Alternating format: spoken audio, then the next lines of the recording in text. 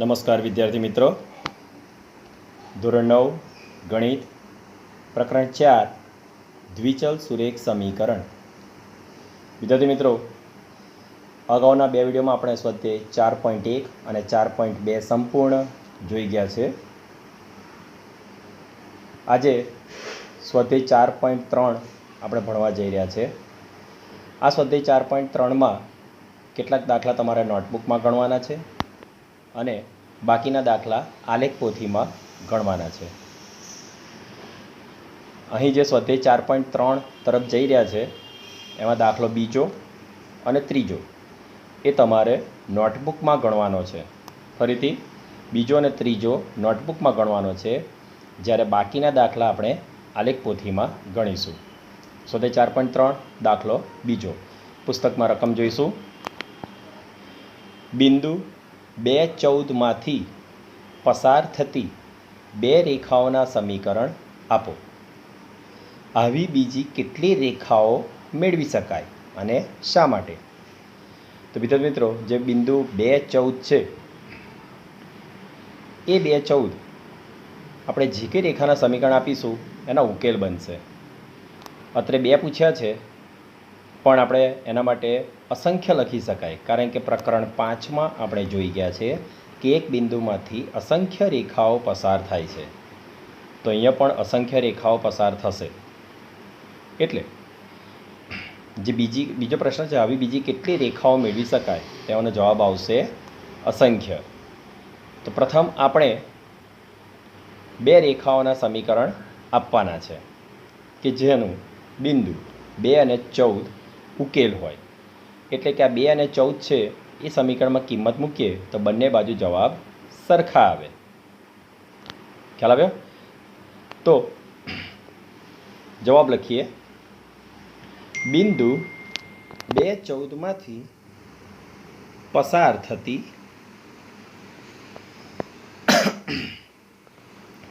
થતી બે રેખાઓના સમીકરણ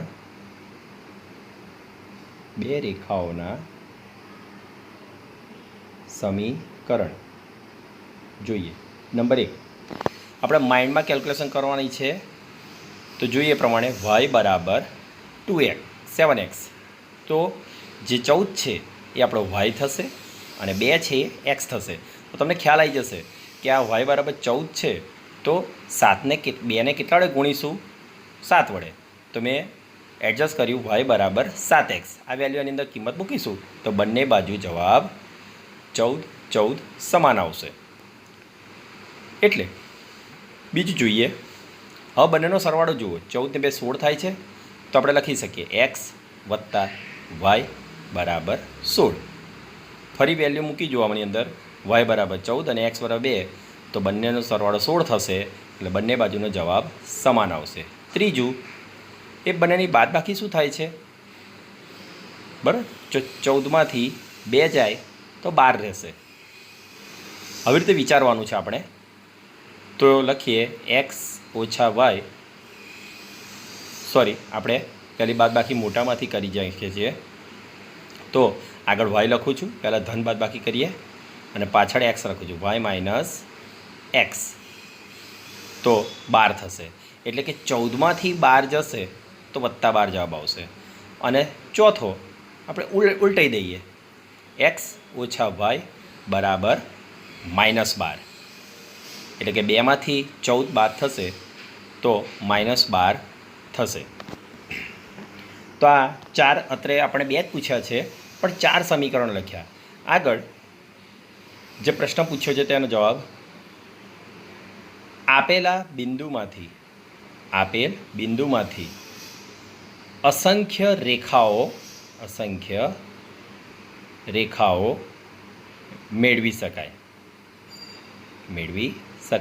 આપણે પ્રશ્ન પૂછ્યો છે કે કેટલી રેખાઓ મેળવી શકાય? તો અસંખ્ય રેખાઓ મેળવી શકાય. હવે એનું કારણ આપીએ. શા માટે કીધું છે એનું કારણ આપીએ. કારણ કે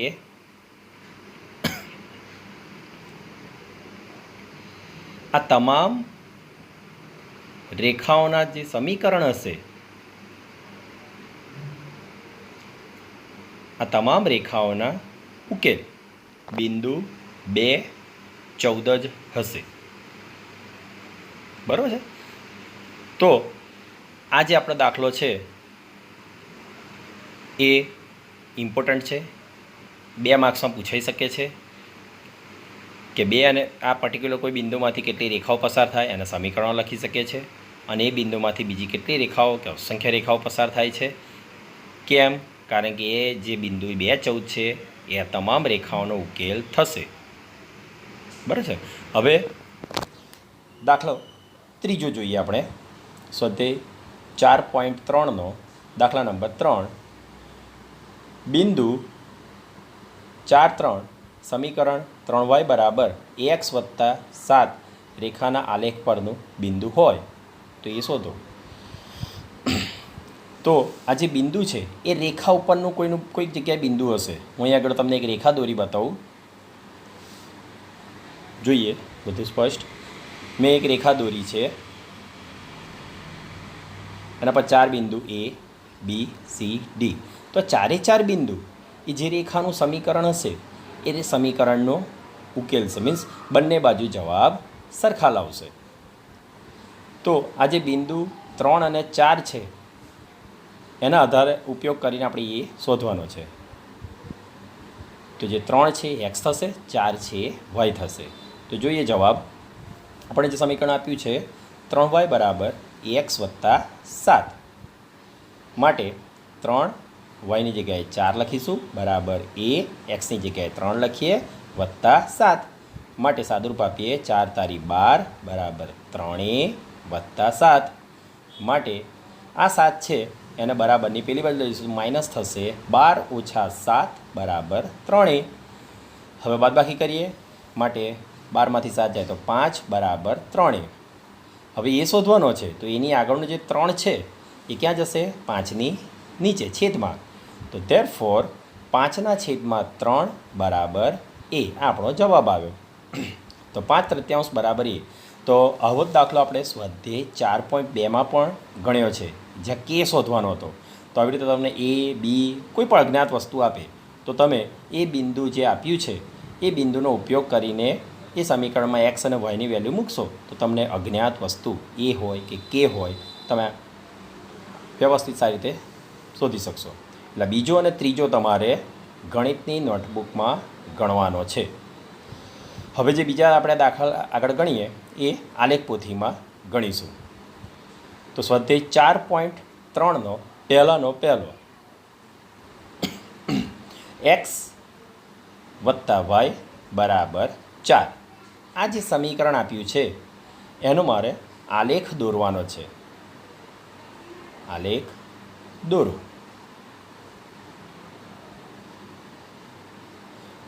ઓકે. તો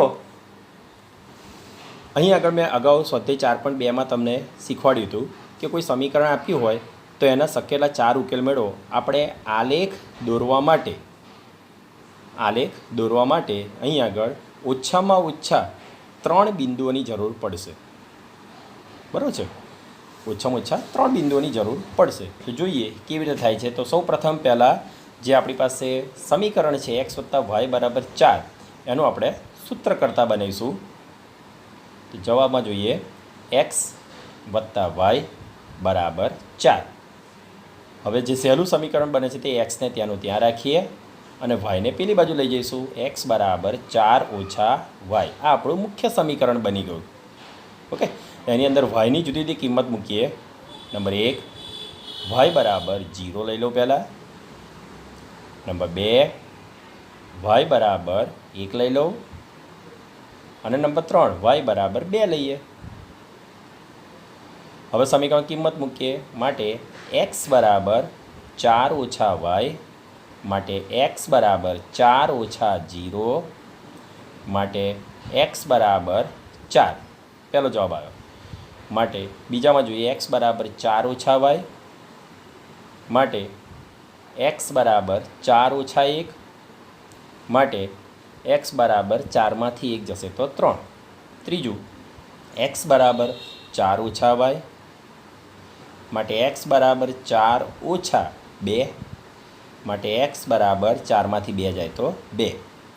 અત્યારે 3 એક્સની કિંમત આપણે મેળવી દીધી. હવે બોક્સ બનાવી દઈએ. અગાઉ મેં તમને શીખવાડ્યું હતું તે પ્રમાણે કે જેથી આલેખ સરળતાથી દોરી શકાય.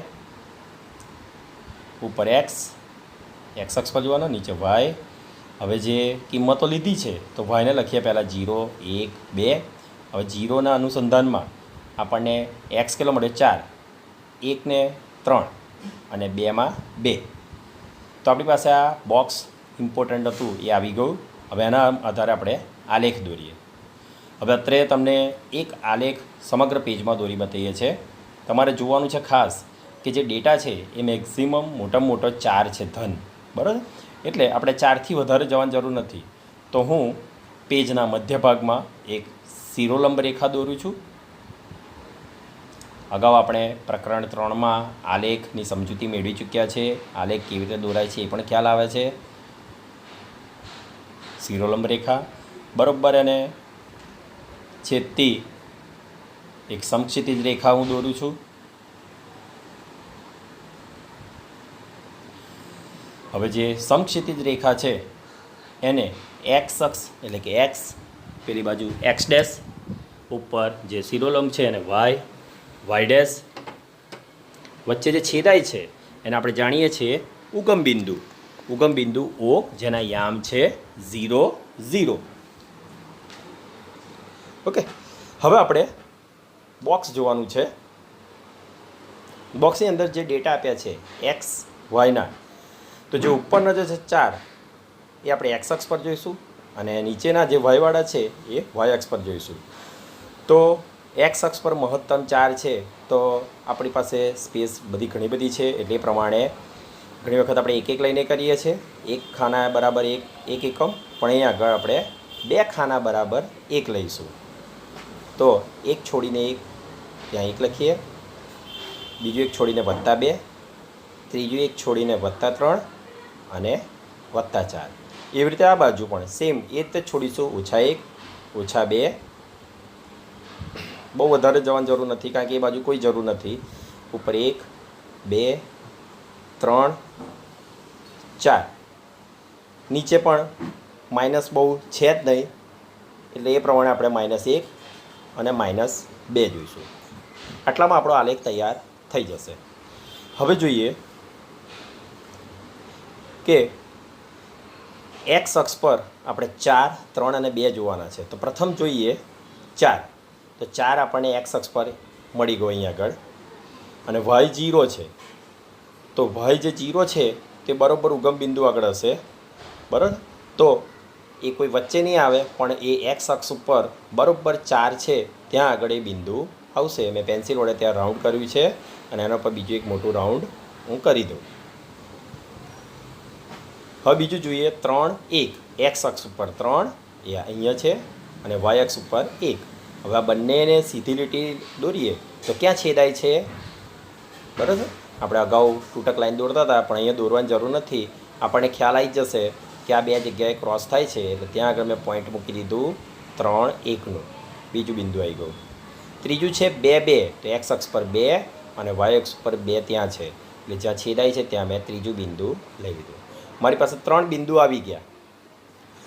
હવે માપપટ્ટી વડે એ 3 બિંદુને કવર થાય એટલે કે એમાં 3 બિંદુમાંથી પસાર થાય એવી એક લાંબી રેખા આપણે દોરી દઈશું.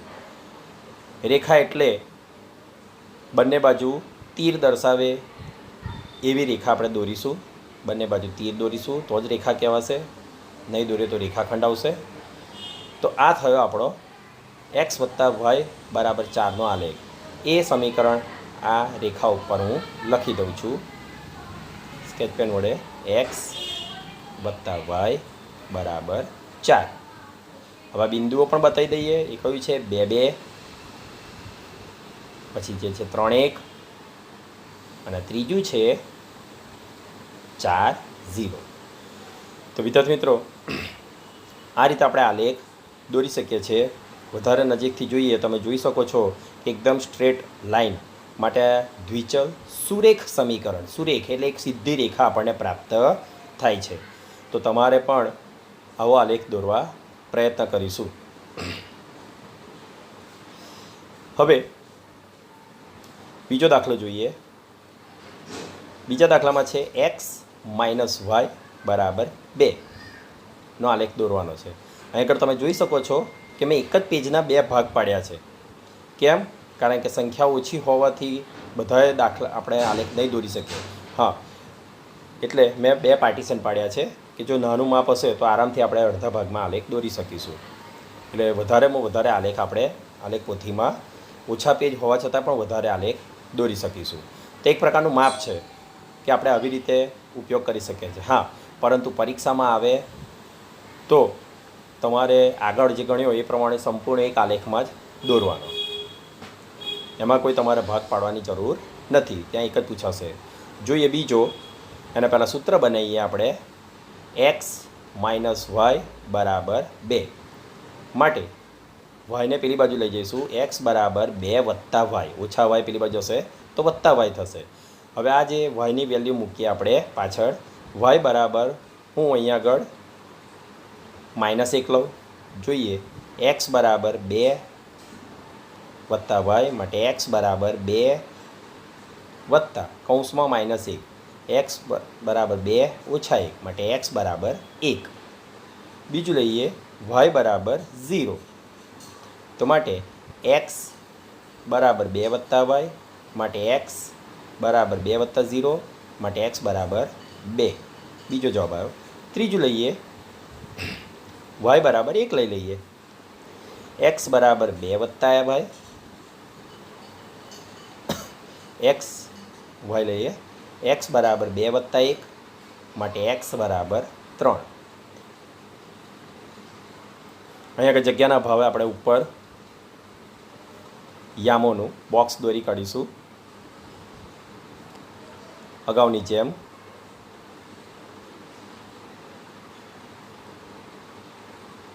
ઉપર એક્સ, નીચે વાય અને 3 બિંદુ જે શોધ્યા છે. તો પહેલાં વાય આપણે લીધેલા છે અલગ અલગ વેલ્યુ, -1, 0 અને 1, -1, 0 અને 1. -1ના અનુસંધાનમાં 1, 0ના અનુસંધાનમાં 2 અને 1 માટે 3 આવ્યો. ઓકે, હવે આ બોક્સનો ઉપયોગ કરીને આપણે સામે આલેખ દોરીશું. અગાઉ જોયું કે બોક્સમાં બહુ મોટી વેલ્યુ નથી, તે જ પ્રમાણે મેં અહીં આગળ આલેખ દોરી દીધો છે. X, x dash, y, y dash, છેદબિંદુ, ઉગમબિંદુ O, 0, 0. આટલું કરો તમારો 1 માર્ક્સ તમારો પરીક્ષામાં આવે. ખાલી આટલું દોરો તોય બરાબર. એટલે કોઈ દિવસ 0 આવે એના કરતાં 1 આવે તો વધારે સારું, પણ આપણે આલેખ દોરવા પ્રયત્ન કરીશું. હવે આ જે ડેટા છે તો એક્સ અક્ષ ઉપર 3 છે ને વાય ઉપર -1 છે. ફરી આપણે 1 છોડીને 1, 2 અને 3, આ બાજુ -1, -2, -3, એવી રીતે ઉપર 1, 2 અને 3, એવી રીતે નીચે -1, -2. જરૂર નથી આપણે. ઓકે, હવે જોઈએ x1 ત્યારે y -1, x1 અહીંયા છે અને y -1 નીચે છે. તે બંને ક્યાં એની સીધી રેખાઓ છેદાય છે એ જગ્યાએ આપણે પોઈન્ટ દોરીશું. ઓકે, 1 - 1, તો એ જગ્યાએ આપણે પોઈન્ટ મૂક્યો અને રાઉન્ડ કરી દઈશું એના ઉપર. તેવી જ રીતે 2, 0. હવે 2 ક્યાં છે? એક્સ અક્ષ પર અહીંયા છે અને 0 ત્યાં જ છે, તો એ એક્સ અક્ષ ઉપર જ બિંદુ આવશે. ઓકે, તો 2, 0 ત્યાં આવશે. ત્રીજું છે 3, 1, તો એક્સ અક્ષ ઉપર 3 શોધીશું, વાય અક્ષ ઉપર 1 જોઈએ. તો એક્સ અક્ષ પર 3 ક્યાં છે? એ ત્યાં છે અને વાય અક્ષ ઉપર 1, બંનેને છેદબિંદુ, રેખાઓનું છેદબિંદુ 3, 1 ત્યાં આગળ 3 બિંદુ મળી ગયા. હવે માપપટ્ટીની મદદથી આપણે 3 બિંદુઓને જોડતી રેખા દોરીશું. શક્ય એટલી લાંબી જોડવાની કે જેથી કોઈ જગ્યાએ છેદાય. તો રેખાઓ દોરી. આ રેખાઓ પર પ્રથમ આપણે જે સમીકરણ છે રેખાનું એ સમીકરણ લખી કાઢીશું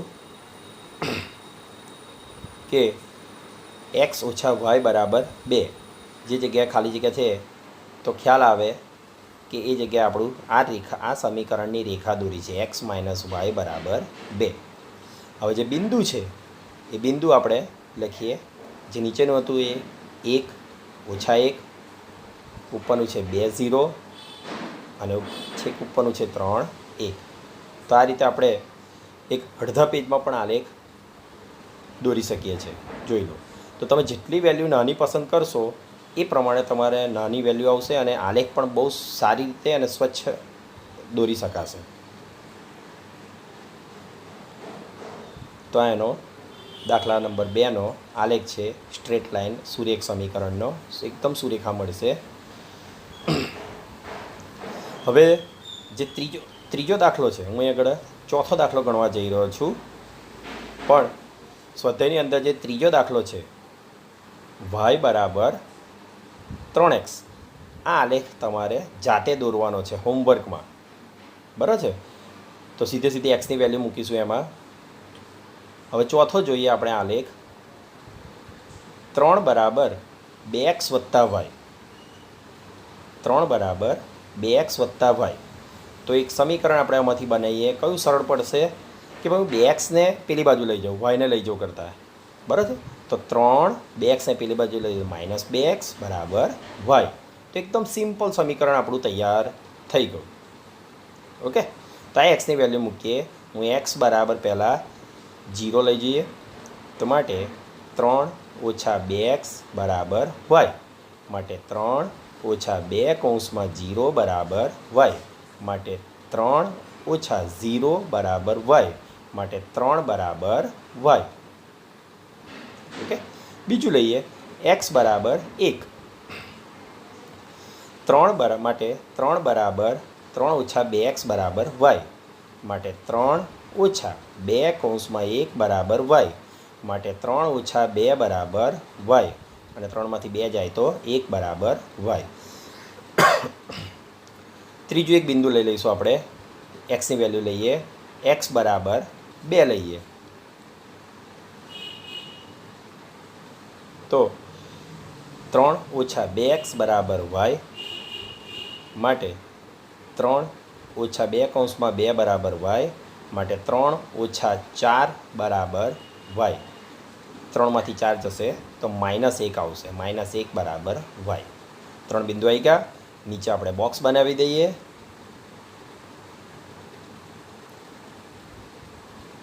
x y જે બિંદુ લીધા છે, x લીધા છે 0 1 2. 0ના અંતર્ગત 3 આવ્યો, 1 તો 1 2 -1. હવે આપણે આનો આલેખ દોરવા પ્રયત્ન કરીએ સામેના અડધા પેજ ઉપર. પહેલી પેજના મધ્ય ભાગમાં શિરોલંબ રેખા દોરી દીધી. પછી બરોબર સેન્ટરમાં એક સમક્ષિતિજ રેખા દોરીએ આપણે.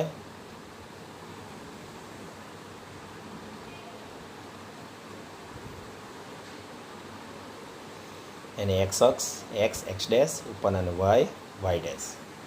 વચ્ચે O 0 0 0 ડેશ 0. તમને ઝીણું નાનું દેખાતું હશે પણ ત્યાં O 0 0 છે. ફરી 1 2 3 વચ્ચે એક ખાનું આપણે છોડ્યું છે. કેમ? કારણ કે આવી જશે. ડેટા આપણા બહુ મોટા નથી.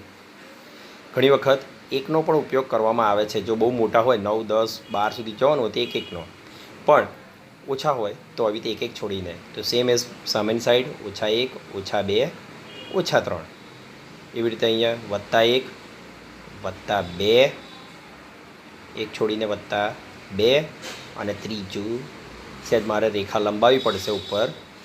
આ પણ ધ્યાન રાખવાનું કે આપણા ડેટા અંદર આવી જવા જોઈએ. નીચે -1 -2. ઓકે. નીચે -3ની જરૂર નથી. હવે પ્રથમ છે આપણું 0 3. તો x અક્ષ 0 છે અને 3 આપણું બિલકુલ y ઉપર આવશે. એટલે એ જગ્યાએ આપણું પ્રથમ બિંદુ આવી ગયું. બરાબર છે? તો એ y અક્ષ ઉપર બરાબર એના ઉપર આપણે બિંદુ આવશે. હવે બીજું બિંદુ વિચારીએ આપણે. 1 1. તો x અક્ષ ઉપર 1 અને y અક્ષ ઉપર 1 ત્યાં છેદાય છે, ત્યાં મેં રાઉન્ડ કર્યું. અને ત્યાર પછી છે 2 ઓછા 1. તો x અક્ષ પર 2 અને -1 ત્યાં આગળ આપણું બિંદુ આવશે. માપપટ્ટી વડે હવે હું જોડી દઉં છું. આપણે લાંબી રેખા દોરીએ.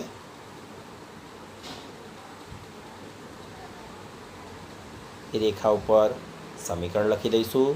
3 બરાબર 2x વત્તા y. એ સમીકરણ લખી દઈએ એટલે ખ્યાલ આવે કે આ જ સમીકરણનો આલેખ છે.